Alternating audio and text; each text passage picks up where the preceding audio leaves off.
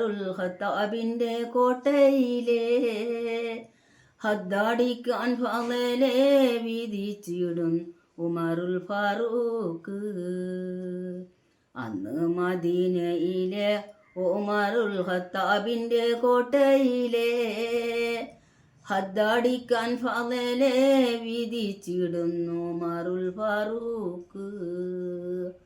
ആകാശത്തിൻ്റെ നിറം കാടും ചൂകപ്പായി മാറിയിടുന്നു. അന്തം വിട്ടു ജനങ്ങൾ അത്ഭുതത്തെ ഓർത്ത് കരഞ്ഞിടുന്നു. ഹദ്ദാടിക്കാൻ സമയം തികഞ്ഞു, ഭടന്മാർ നില കൊള്ളുന്നു. അരശിൽ പുലി ചിങ്കമാം അലി തങ്ങൾ ചാടി പിടിച്ചിടുന്നു. കേട്ടറിந்த ഉടനെ ഉമറുൽ ഫാറൂഖ് ഇതാ ശോഭിക്കുന്നു. സ്വൽപ്പം ക്ഷമിക്കണമേ ബഹുമാന്യരായ ഖലീഫത്തോയേ.